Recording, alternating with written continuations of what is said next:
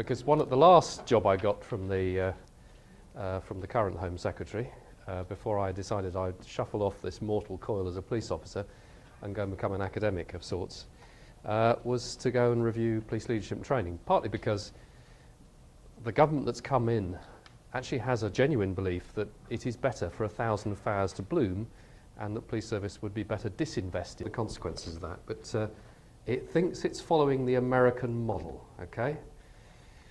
It doesn't understand that even looking at those of you in this room, there is not an American model, okay? But what I want to talk about, I think I've got 10 minutes, is some of the principles that I think, some of the things you can kind of do now to take advantage of some of the things that David and I have written in our paper, but also has been narrated here today. The first most important thing, I think Doug Keane got to straight away there, and that is it's a 30-year career. It doesn't matter where you are around the world. I mean, I'm training Inspector Generals of Police in India. It's a 30-year career. Most of your departments, it's a 30-year career. Rene, you said, I've got another 10 years left. 10 years is a heck of a long time, actually, in terms of human capital investment.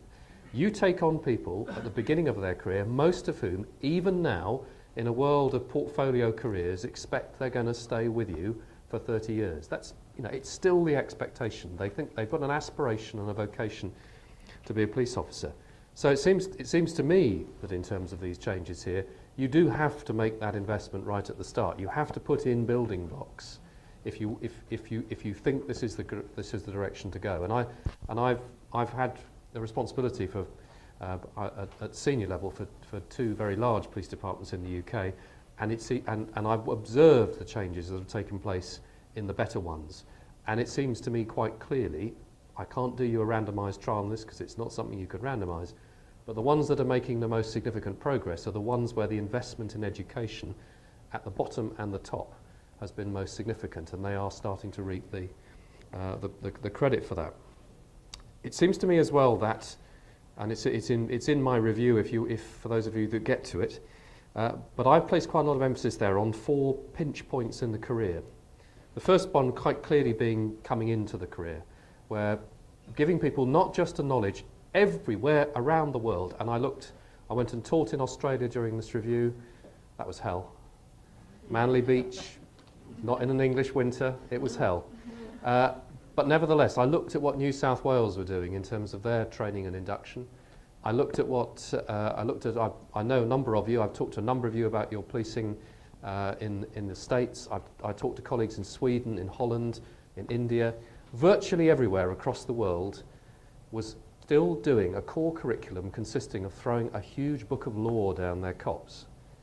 The result of that is, what is the solution that most cops reach for and the defence that they reach for when they're seeking to justify what they do? It's a huge book of law.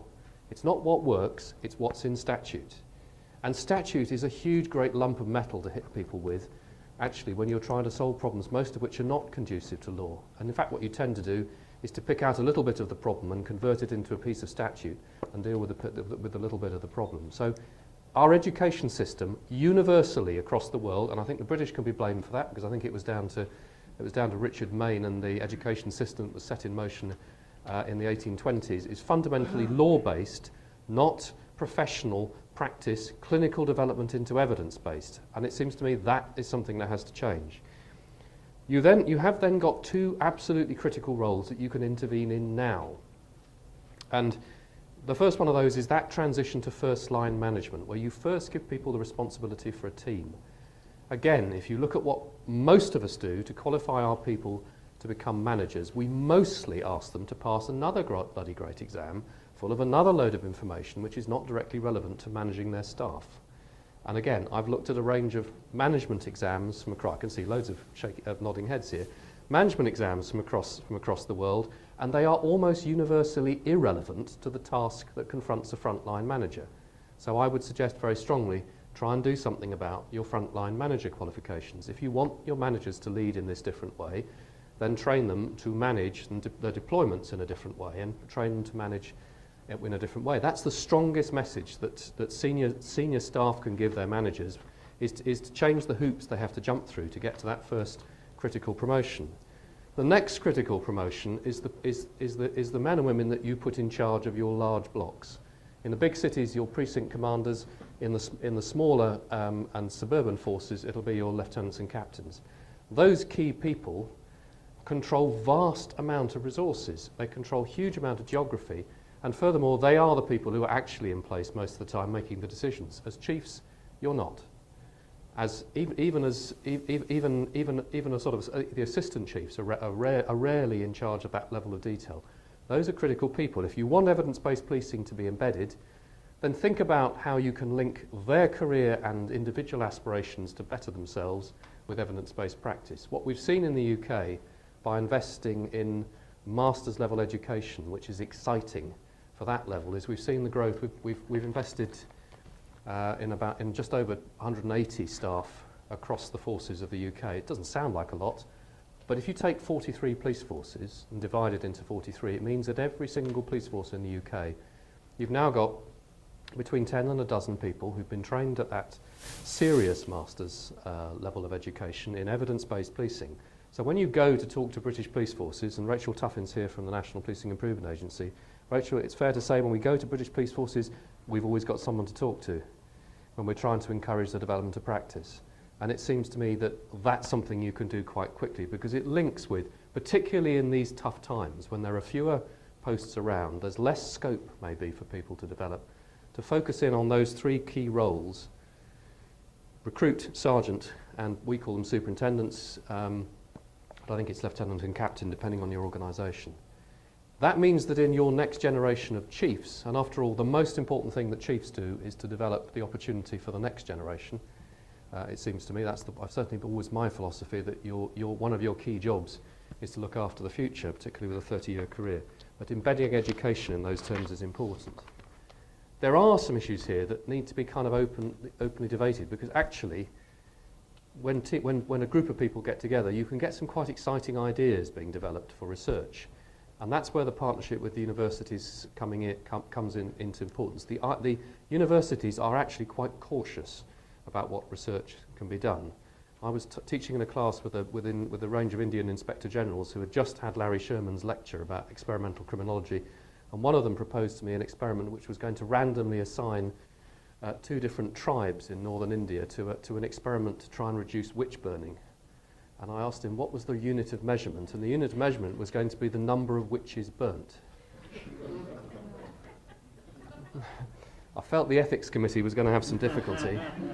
But the serious point about that is that was a slightly out of the ordinary example, but nevertheless, the debate between each other about which experiments at the edge are worth doing, even if they are slightly at the edge, because they're of greater benefit and value, is one that is best done with a group of people, not simply with an individual department. And therefore, clusters of departments around core universities, which is what I'm seeking to encourage in the UK, seems to me to be the way to go, and it seems to me that's beginning to happen here. I do think that Steve Ostrowski's emphasis on the involvement and staff in the research design is absolutely critical. Now that I'm sat on the other side of the table, I'm doing an experiment randomly assigning offenders who've got no prior court convictions to either court prosecution or a form of offender management by the police. We've got a much better research design as a result of the frontline staff who are going to be carrying out the experiment actually designing the protocol themselves. They've put in a whole range of things that they think will work into the protocol. They now own it. The chances are as well that the experiment is going to have far greater fidelity than it would have had the experiment not been designed that well. So one of the great problems that Stephen I don't think touched on was that actually a lot of police experiments that are being conducted in the field have problems with fidelity, with cops not doing what the experiment says. The more you engage staff, it seems there's a higher likelihood of fidelity, and therefore that the experiment that you're conducting not only engages staff and starts the change process, but gets you a better experiment. And then a final point for me, which I think has not quite been addressed, is that if you do develop this whole great body of knowledge, and you start building it, and it is building with a number of experiments that are now being conducted, and the work that a number of us in this room have been doing to try and get it systematically reviewed and then published in a systematic format, where does that body of knowledge lie?